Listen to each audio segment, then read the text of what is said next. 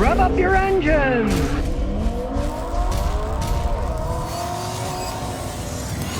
Well, Donald Trump is leaving the automakers one last gift. The last thing he's done is he's rolling back the fines for automakers that don't meet emission standards. He's rolling it back now. It's not going to last that longer. He's only going to be in for a few more days. The fines for not meeting all these specifications are set to triple, meaning this could save them hundreds of millions of dollars. Now, these fines have actually only increased once since 1975, so you see they're not taking them all that seriously to begin with. The Auto Industry Trade Group, of course, said it was a great idea, that they don't have to meet these standards, and they don't have to pay fines for them now. In November, for example, Fiat Chrysler said that they might have to set aside $608 million for these fines. Well, for the time being, they're not going to have to pay any of these fines. But then again, it's only a few more days, and when the Democrats come in, I'm sure they'll reverse most of these decisions. Only time will tell on that, but they already reversed the stuff that he did in California, so, it's not like any of this stuff is going to hold up over time anyways. That's kind of his parting shot.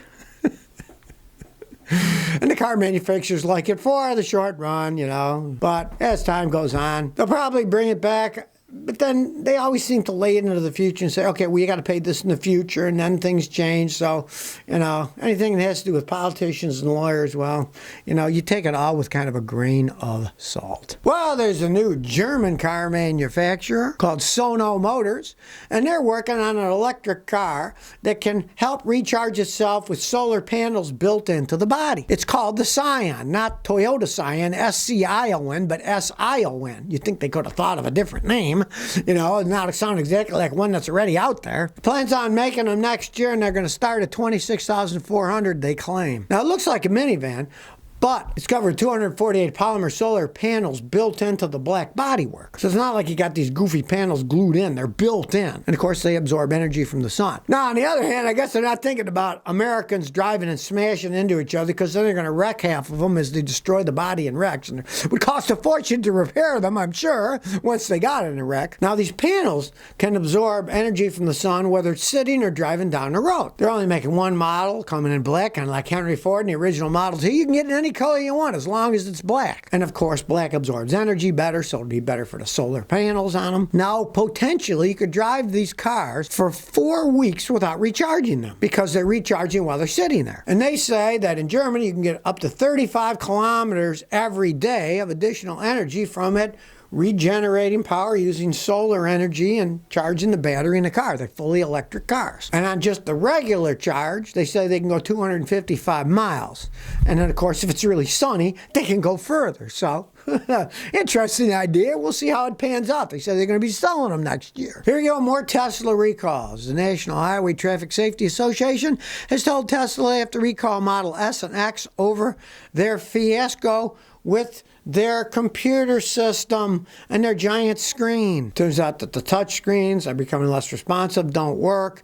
They can affect safety things like turn signals and things like that, and warning systems. The MCU computer failure on the screens has been happening for a long time. They said they fixed it, but then of course they didn't actually fix it. Now in 2018, they put a new MCU unit in them, but there's still a bunch of older ones out there. They have the old units. The people said they haven't had them fixed right yet. Now the National Highway and Traffic Safety Association says that these MCUs in these Model X and Model S has a failure rate as much as 30%. That's really bad. Some of these things, they have a failure rate of 4 or 5%. This is 30%. The National Highway Traffic Safety Association has asked for recall. Tesla's got 2 weeks to respond. Say, were they going to accept it and recall, or are they going to fight it? Be interested to see if they fight this like they fought a lot of the other ones. Now, and I quote the Traffic Safety Association, they say that Tesla, their updates released to mitigate the issue are procedurally and substantially insufficient, and that the automaker itself even confirmed that all the MCUs will eventually fail. So,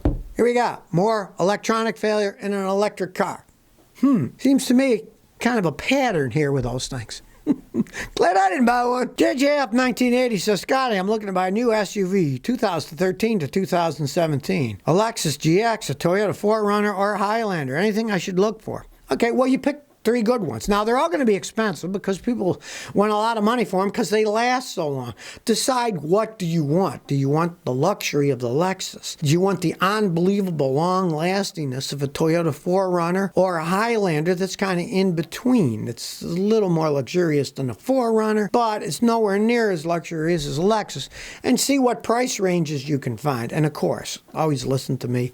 Have a good mechanic check it out before you buy, because you never know if a used car was wrecked, flooded, or stolen. You're talking about 13 to 17, so they're all used. Make sure a mechanic checks it out. Tells you it's in good shape and it wasn't flooded or wrecked or stolen. Make sure it's got a clean title. Halston 112 said, Scotty, I'm looking at buying a used car that's located out of the state I live in from a used car dealership in another state. I can't let my mechanic look at it because it's too far away. Is there a national service or company I can use? Well, look in the area that you're going. There's a lot of times there are mobile places that check cars out. But of course, the problem is if you don't know the guy, you don't know if he's good or not. That is the real problem. It's like if you go to a chain repair shop, Goodyear, Firestone, whatever, and you don't know anybody, you're taking pot luck. You don't know if they do good work or not, unless you had a friend that went there and said, hey, this guy that works there, Mike, is real good. Go to Mike and let him work on it. It is a real gamble buying a car from out of state. There's no ifs, ands, or buts about it. Like I said, you can try, look up in that area, see who checks out cars. There'll be plenty of guys that do it. But the problem is you don't know if they're any good at it or not. If there's anybody in your area that you know that does it, perhaps they know somebody in that area that does, or they've had experience with a company that does a good job, and they know somebody's name that you could refer to other than just take pot luck. It's not like in Germany. In Germany, when you get a car inspected, you pay a lot of money. It's hundreds of dollars. But they're guaranteed by the government that if you get a problem with a car and the engine you bought is no good, they got to fix it for free. That doesn't exist in the United States, so you're taking more of a gamble. Germany, it wouldn't be such a gamble, but here, it's pretty much a pretty big gamble. J. Lopez 65 says, I recently bought an '09 Mini Cooper Clubman. I was told it needed a new oxygen sensor. I replaced the spark plugs, air filter, and coils, but it stalls, it stops, and it jerks when I accelerate. No codes. I don't know what to do. Help. Well, I would have told you not to buy the car in the first place, but you already have. So, what you want to do first is my video. Make your car run better with a little spray cleaner.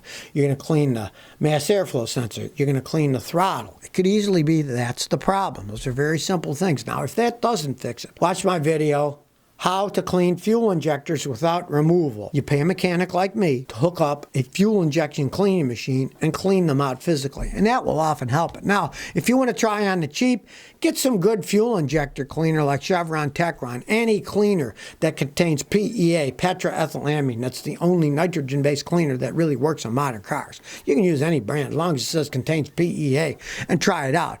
But of course, if you pour it in a gas tank, it's diluted. If you pay a mechanic like me, we inject it directly into the injectors, and it does a better job cleaning them than just throwing the stuff in a tank. But you could try throwing the stuff in a tank first. But do try my cleaning videos first. A lot of times it's just dirty throttles and MAV sensors do it. David Risen says, I got an '01 Durango V8. On hot summer days, I open the driver's door. The reminder signal beeps. Same when I leave the headlight on. It only happens when the driver's side is open. It only happens when it's hot. What can I do? All right, change your door switch assembly on the driver's door. It's obviously breaking down, because if it was your headlights or something like that, it would have no effect of you opening the door and stuff. It's just when you use the door, obviously that thing is breaking down, replace it. And while you're at it, though, do look at the wiring, because every time you open and close the door, you know, there's wires that go in there, bundled wires. Sometimes they flex too much. One of the wires starts to break, and you might have to replace a wire. So look in there, and if you see wiring is all chafed and worn, take it apart, reconnect it, and then cover it with that heat shrink wrap, and then heat it up with hair dryer, and then it shrinks,